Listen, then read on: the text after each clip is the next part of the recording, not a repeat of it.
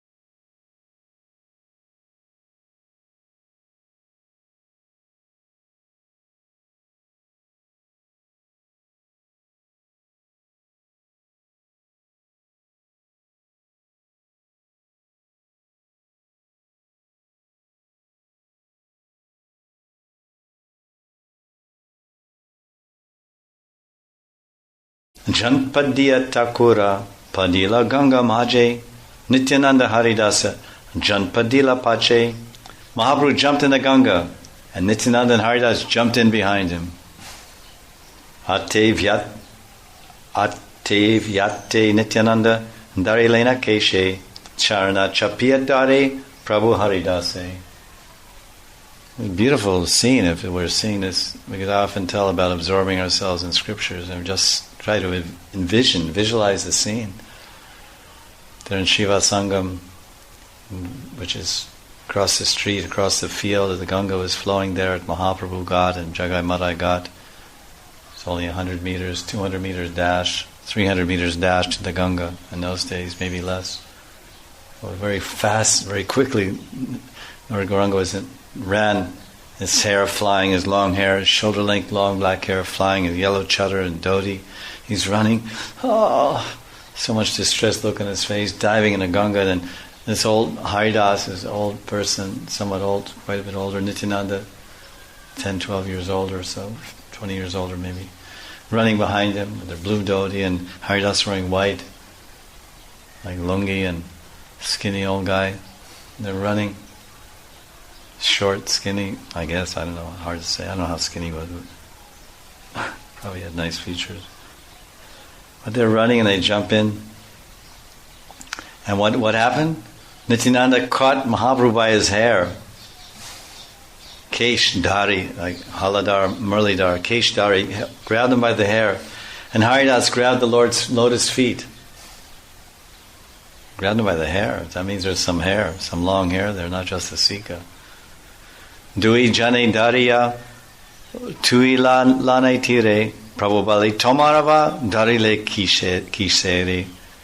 Nitya and Haridas carried Mahaprabhu out of the water, whereupon the Lord said, "Why did you restrain me? Why did you hold me?"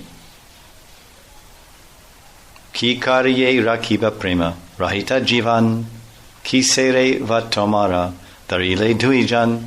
For what purpose should I maintain this life which is devoid of love of God? Why did you two hold me back when I wanted to drown in the Janavi? Na prema gandho stitarapi me haro Krandhami so bhagya baram prakashitum Vamshi vilasyanana lokanam vina Bibharme yat prana patanga kan brita. This is Madhya Lila Mahaprabhu speaking.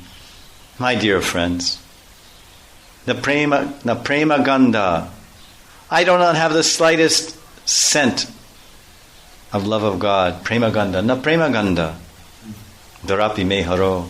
I do not have the slightest tinge of love of God within my heart, not even the slightest fragrance. When you see me crying in separation, I am just falsely making a show.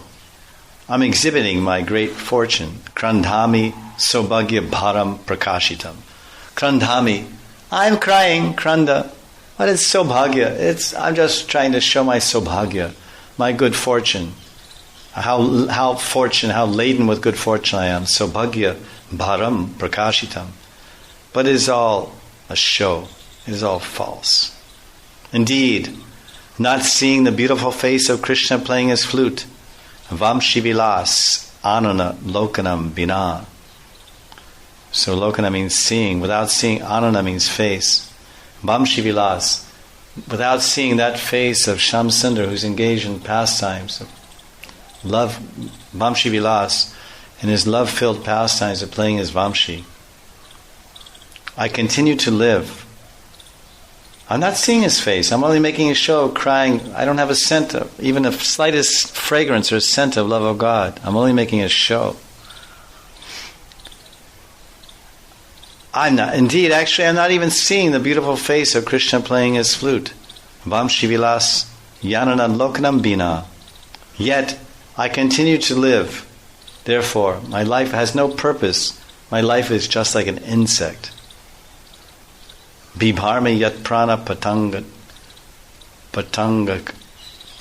kan brita.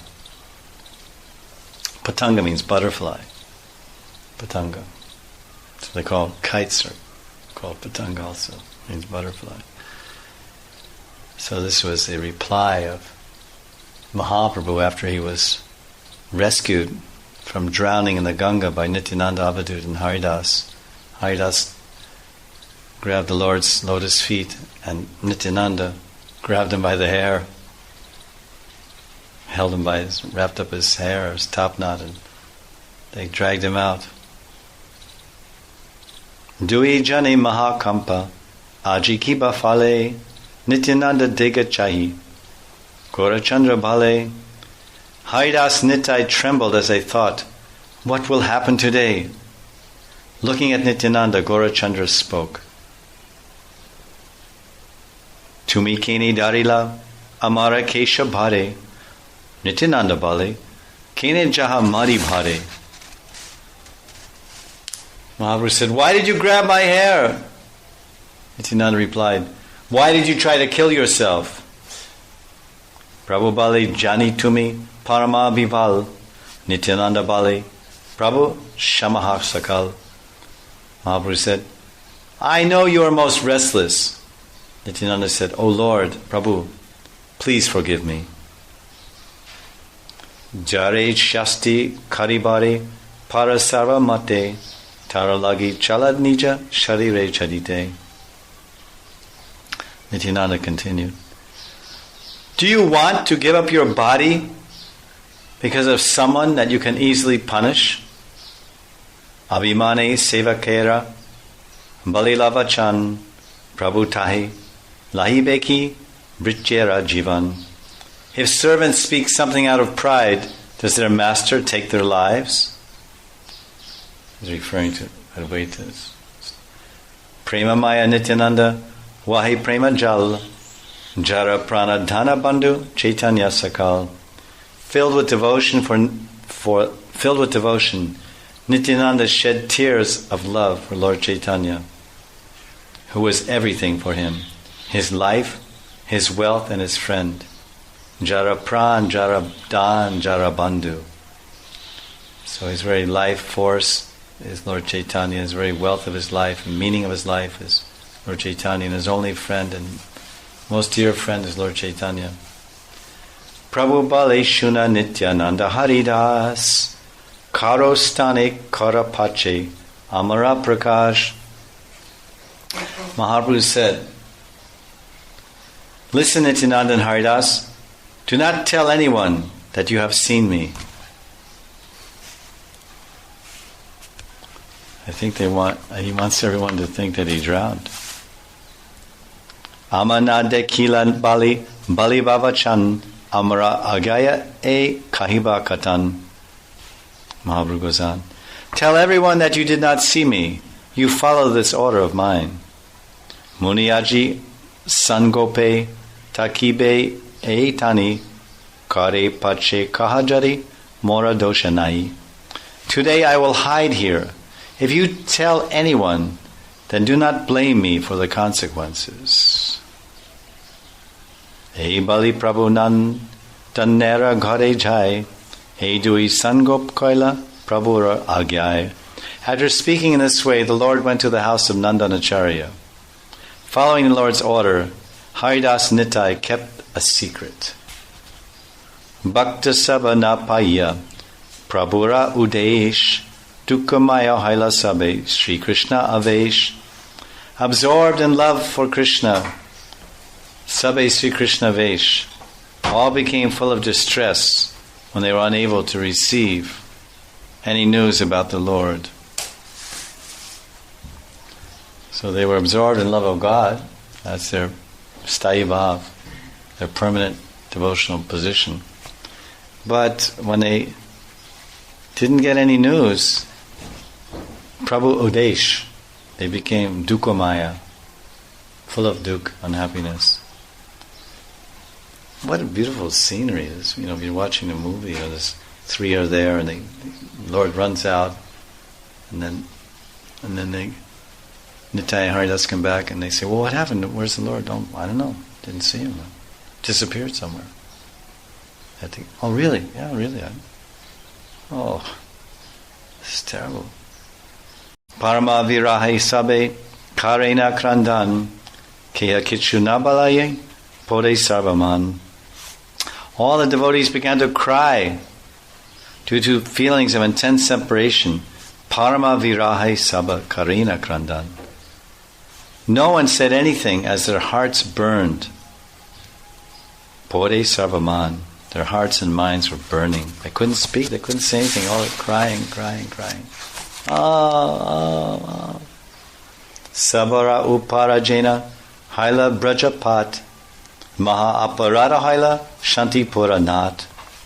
Everyone felt like they had been struck by a lightning bolt, Vajrapat. And Advaita, the Lord of Shantipur Nath, thought himself a great offender. Because this was the whole exchange between Advaita and Mahaprabhu. And Mahaprabhu was complaining, I'm not feeling any love. And then Advaita says, no, we all have the love. You have the love also. What are you saying? And then not understanding, or Advaita is feeling now, I've caused the Lord to disappear from everyone. So now he's feeling himself a great offender, Mahaparad. Aparada Haiya Prabhu Prabhura Virahe Upavasa Karigiya Takilena Grihe. Feeling that he had committed an offense, Advaita Prabhu went home and fasted due to intense separation from the Lord. It's amazing how Vrindavan Thakur, in so many different instances, he talks about offenses. Of course, on this level, this is all Lila. There's no question of offenses. How can one who loves you completely and you love them completely, there's no question of any actual aparad or offenses possible in the true sense. But he talks about it where there's actual offenders, devotees. Sometimes these Pashandis, they offend devotees. Gopal Chapala and Haridas was offended, and some people get leprosy and their noses fall off. And Devananda Pandit made an offense to Srivas and threw him out of the assembly in the Bhagavatam Saptaha. So they're actually genuine Vaishnava aparads committed, and there's so much warning and care being taken to describe them and to alert us to the severity of making Vaishnava aparad. But then there's even offenses being discussed among the Lord and His eternal associates. This is, of course, much more difficult to understand. But their responses are something we can learn from, that if one makes an offense, he feels bad. And if he doesn't feel bad, that means he's not a devotee. Because this is all about devotees. When devotees make offense, they feel bad. The genuine devotees. So with Advaita, of course, is Bhakta Panchatatvakam Krishnam Bhakta Rupa Sarupakam Bhakta Avataram Bhakta Kyam Mami Bhakta Shaktikam. It says Bhakta Avatar and Advaita, they're all bhaktas, they're all the greatest devotees of the Lord. So they feel that, I must have made some aparad to the Lord. And then how do they respond to that? Okay, I offended this guy, so what? I mean, life goes on. Where's the Mahaprasad? No, they don't eat. They can't eat. They don't think, okay, you really offended that devotee the other day. That's what you say. He's just sensitive. He's hypersensitive. I didn't offend him. Come on, let's take prasad. Don't worry about that. So we may have these kind of responses in our modern day times due to our own lack of devotion and devotional perception. But he felt that he committed an offense. And how did he respond to that feeling? Did he overlook it and shrug it off and pass it off? No, he went home and fasted. He started fasting due to intense separation from the Lord. Sabbe chalila gare shoka kuli haya gauranga charana dana hridaye bhandiya. Filled with lamentation, shok. Everyone returned to their homes with the treasure of Gauranga's lotus feet bound in their hearts. That's certainly a desirable treasure for all of us to have bound in our hearts. Gauranga Charana Dhan, that's a treasure of Gauranga's lotus feet. Gauranga Charana Dhan, and where do we want that treasure? Hridaye Bandiya, Band, Sambandha, tied up, locked up, secured in our hearts. Hridaye Bandiya. That treasure we pray for, we hope for. Gauranga Charana Dhan. Thakura Aila Nandan Acharyara Ghare Vasila Asya Vishnu Kattara Upare Mahaprabhu arrived at Nandanacharya's house, which incidentally is about 1 kilometer down the street from Srivas Pandit's house. So he's not that far away from everyone. He's gone not even maybe 1 kilometer on the same street. You can visit that house, Nandanacharya's house. It's after you go past ISKCON and keep going a little further.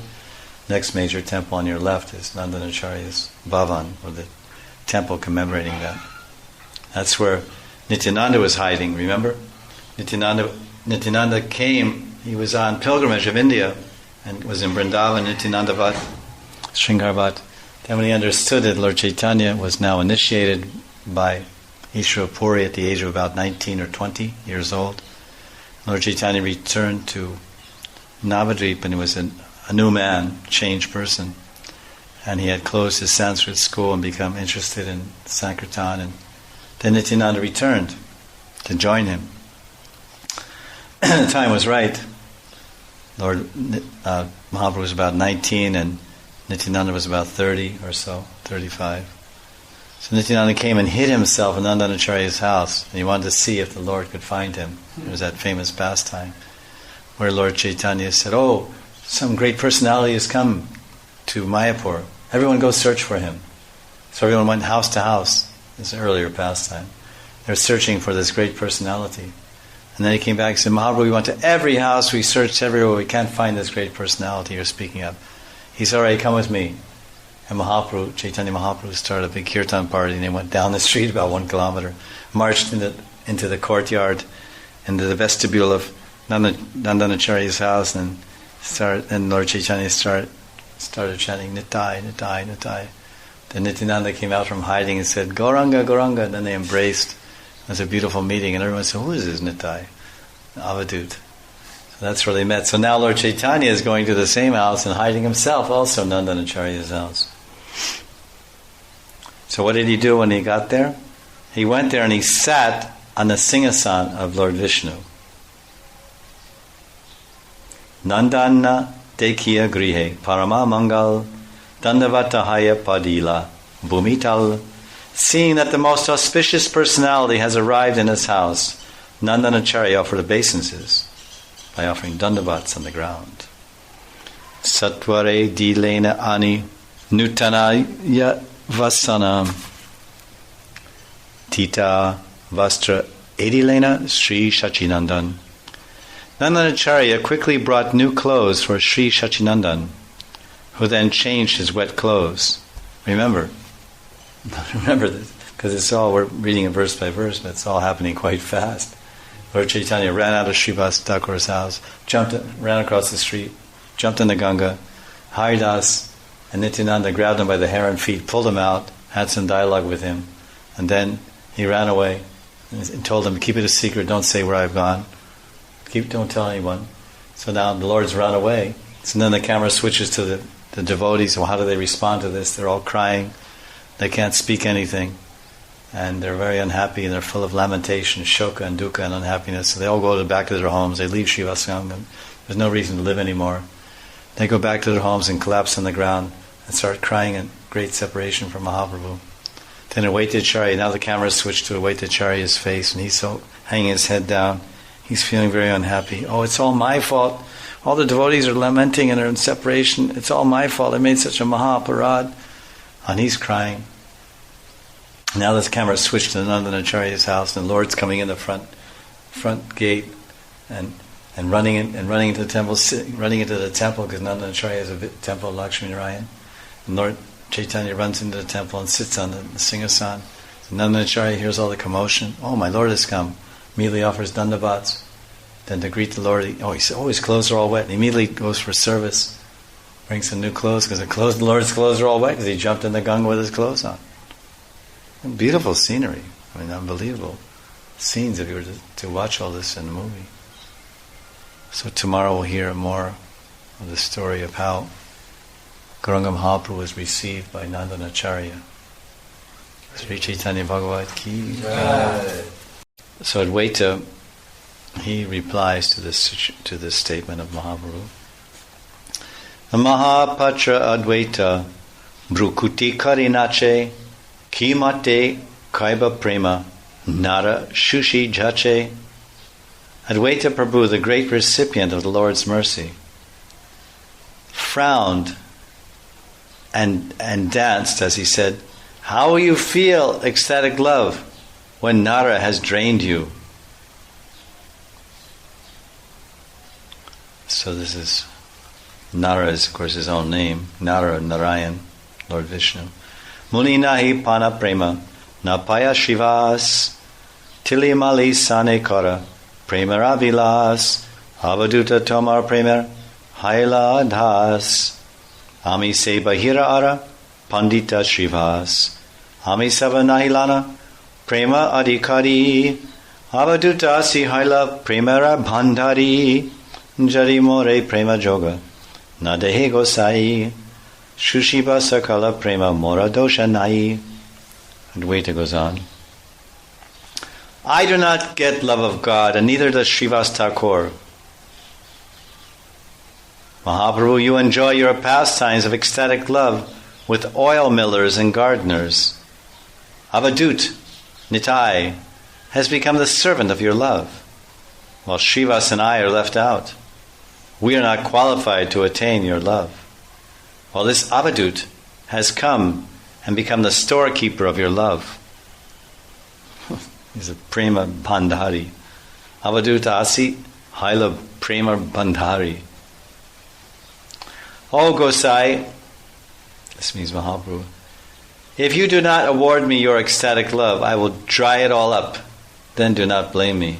So this is from the grandfather. This is Advaita Acharya speaking some sarcasm, some humor.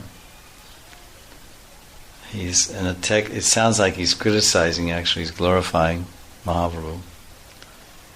He's saying, you associate with people of lower castes. Therefore, Srivas Thakur and I, who are Brahmanas, we're not receiving your love. You're busy distributing your love to drunkards and miscreants. Avadut Nitai has become the only beneficiary of your love. Only you've given your love to him. If you do not bestow your love on me, then I'll take it all away. I'll drain it all out. Chaitanjara prema mata acharya gosai ki balaye ki karaye kichu smriti nai. Advaita Gosai was maddened with Lord Chaitanya's love. Prema mata, Chaitanya prema mata. He did not remember what he said or what he did. So he was actually speaking a little madly in his madness of love. So it didn't really make much sense, everything he was saying, because he was a full recipient of Mahaprabhu's complete love. Sarva mate Krishna bhakta mahima badhai bhakta gane jate veche tataiva vikai. Krishna increases the glories of his devotees in all respects. They are able to sell him wherever they want. Jai bhakti prabhave Krishne vechi bari pare se jai vakya bali beke ki vichitratari. For one who can sell Krishna by the influence of his bhakti prabhav. What is unusual about speaking in this way? So, the way Acharya is in bliss of bhakti, and he has so much influence. Nana rupe bhakta bhadai jaina gora chandra kibujite paritana anugraha dhanda. Gaurachandra increases the glories of his devotees in various ways. Who can understand his mercy and punishment?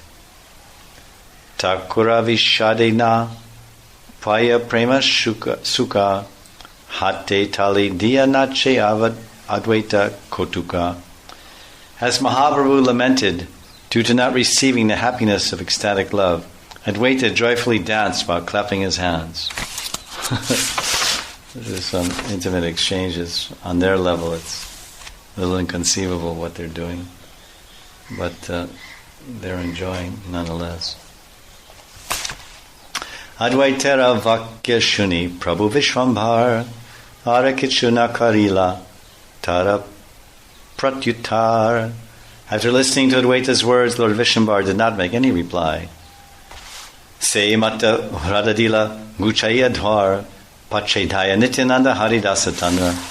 Mahaprabhu suddenly opened the door and ran out of Shiva Sangam. And Nityananda and Haridas ran after him. So this is all the ecstatic, prem-filled Leelas of the Lord. It's a Chintya Leela, very inconceivable. Prema Shunya Sharira Tuya Kiba Kaj Chintiya Padila Prabhu Janavira Haj.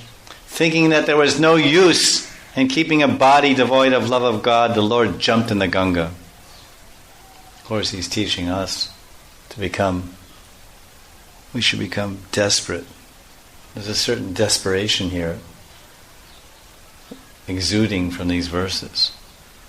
Obviously, the Prem Avatar, Prem Sarup, Radha Govinda Prem Sarup, Vishwambar, Chaitanya Mahaprabhu, Rasaraj Mahabhav is every pore of his body is emanating the deepest, most profound Madanakya Mahabhav, Prem of Radharani for Krishna. But he's teaching something that we're engaged in Sankirtan, we're not feeling any joy, no Premanobhavas. Maybe it's because of aparads, we've made Vaishnava aparads. Maybe it's because of bad association. You think of these 2 points that are being discussed in the last few minutes. Bad association, Pashandis, atheists in the marketplace, atheists in our home, our family atheists, our mother and father atheists, our uncle Pashandi, our Pashandi uncles and aunts, Pashandi brothers and sisters. So any type of bad association from any direction, in the temple, out of the temple, in the marketplace, on Sankirtan, at home, so-called relatives, relative program. So bad association or Vaishnava aparad can be 2 causes of worthlessness, making the body worthless. There's no life in the body. Raka pran, nare raka pran. Please save my life. So if we have no life, then we're dead. Very interesting. Lord Chaitanya is saying, Bina prema anubhav. If there's no anubhav, if there's no prema anubhav coming when I'm serving Krishna, Shravanam Kirtana Vishnu Smaranam, Padasevanam, when I'm engaged in hearing and chanting, remembering Krishna's name and pastimes and form, if I'm not experiencing any anubhavas, then what's the cause? Is it aparad? Is it offenses? Is it nama aparad, Vaishnava aparad, seva aparad, dhamma aparad, jiva aparad? Or is it bad association? Do I willfully take the bad association of my material desires? Do I willfully take the bad association of gossipers and fault finders among the devotees? Do I happily take the association of materialistic, atheistic people, friends and so-called old friends and relatives? Because these are causes. And then what does that mean? That means my bhakti is dead. There's no bhakti, there's no bhava, there's no anubhavas arising. So what's the point of living? There's no point in living. And if the Vaishnavas don't forgive me, aparad shama, they don't forgive me for my offenses, then my life is finished. So since no prema is coming, no love is happening, this body is useless. What's the point? So let me jump in the Ganges, commit suicide. The Lord is showing this. Thinking there is no use in keeping a body devoid of prema, the Lord decided to commit suicide. So if that was the standard of modern life, it would be a very small world population today. They say there's 6 billion people in the world, 1.5 billion in China, 1 billion in India, and the rest around here and there.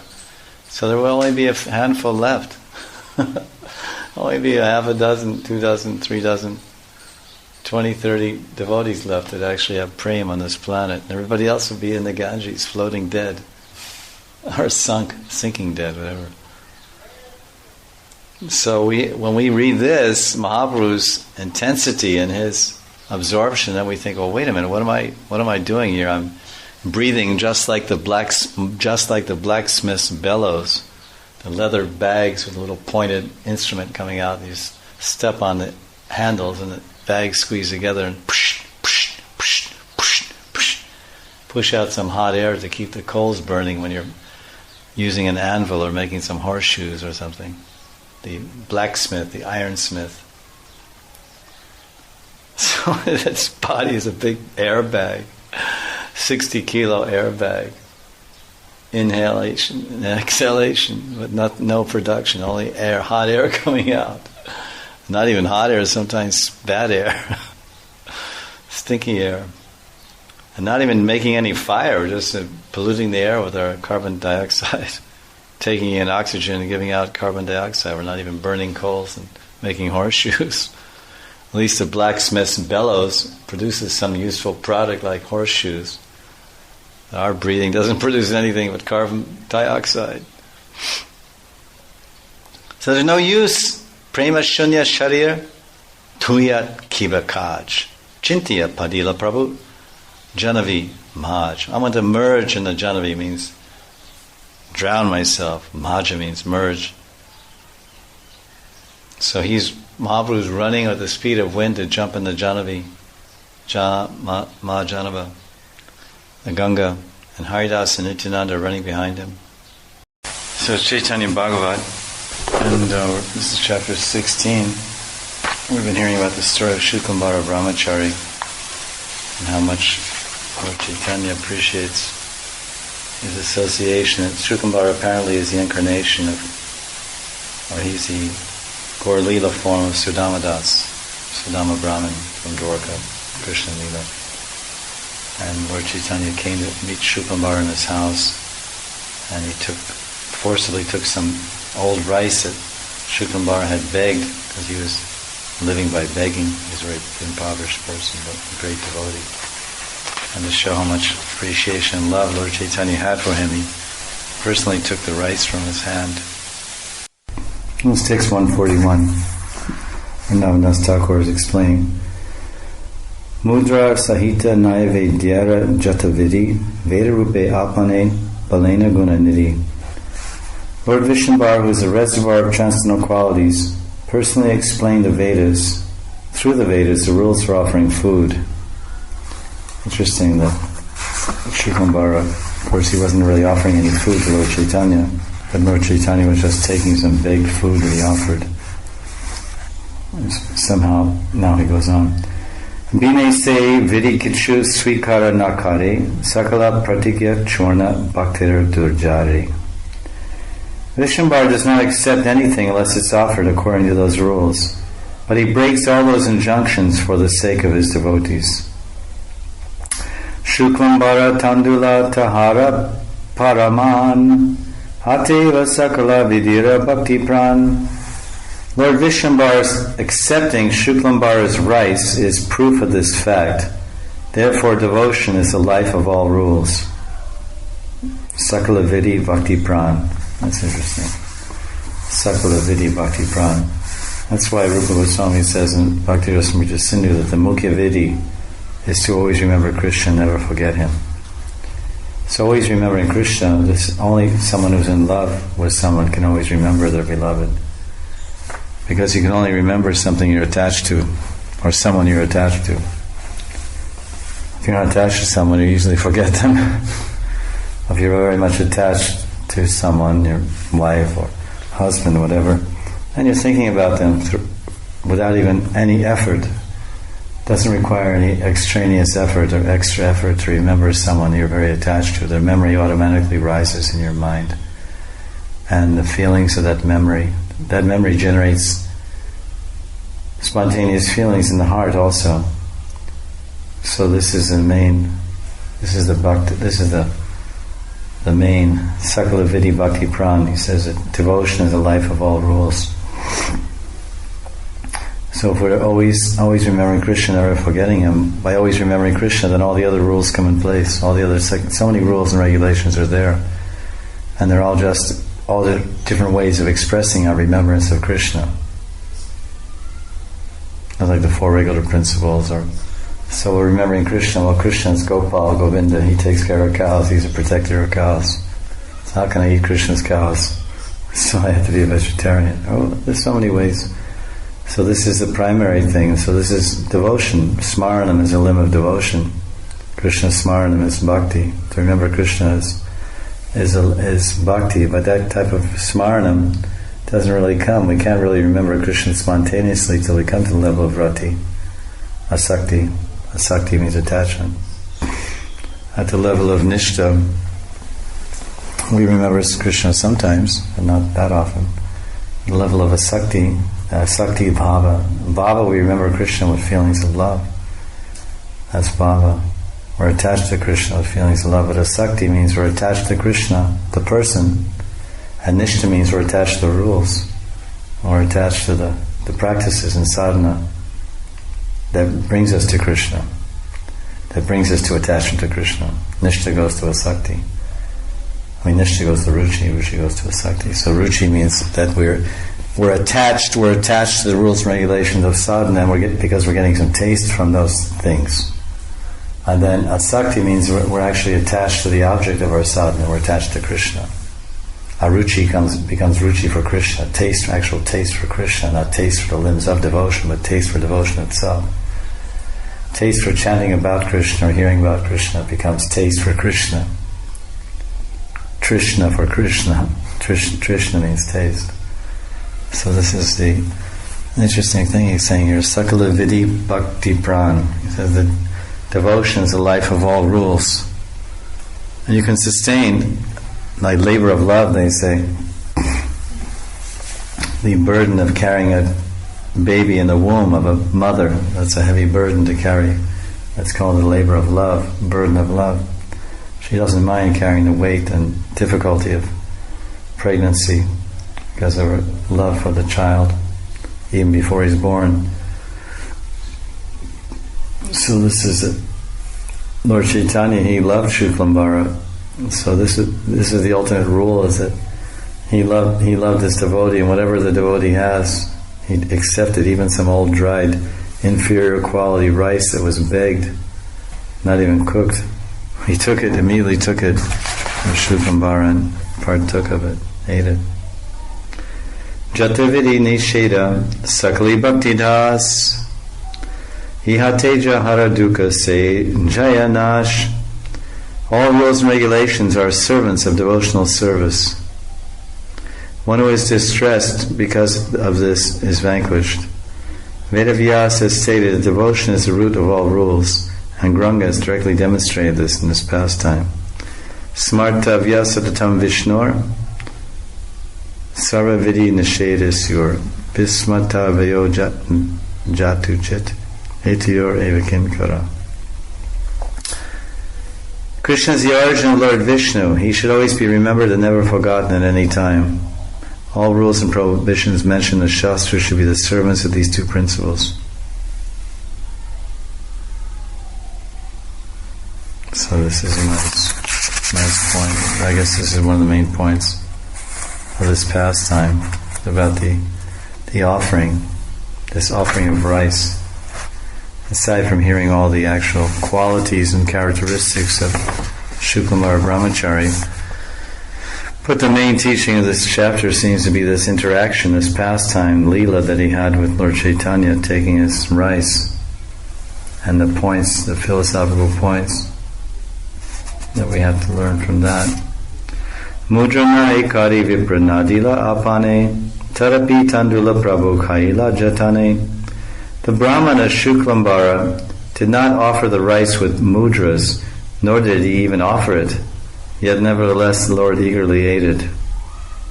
Vishaya mandhanda sava marmana jane sutadana kulamade vaishnava nachine. Persons who are blinded by the pride of material enjoyment cannot understand this mystery. Intoxicated by their children, wealth and family prestige, they cannot recognize a Vaishnava. As no one recognized Shuklambara. I thought he was some beggar. He was such a great Vaishnava that the Lord came to his house and forcibly took some rice from his hand and ate the offering, which wasn't even offered and wasn't even offerable. By Archan Marg standards, the rice was not, it's supposed to be first class rice you offer to the deities. It wasn't even offerable. It wasn't even cooked. Usually rice has to be cooked before it's offered to the Lord. So although other so-called devotees in Navadvip, they were making offerings to their shalagram or offerings to their murtis very properly, here we see the Lord is going to the house of his devotee, directly, sakshat darshan, and taking directly the offering. Deki morka daridra jai vaishnavere hase tara puja vitta kabu krishnere navhase.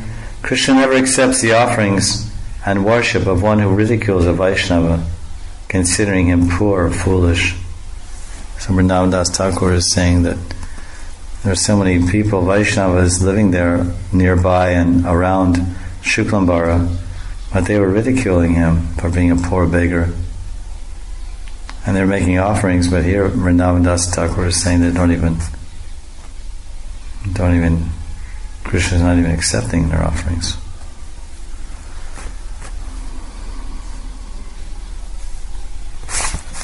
So it's devotion, of course, that the Lord is interested in.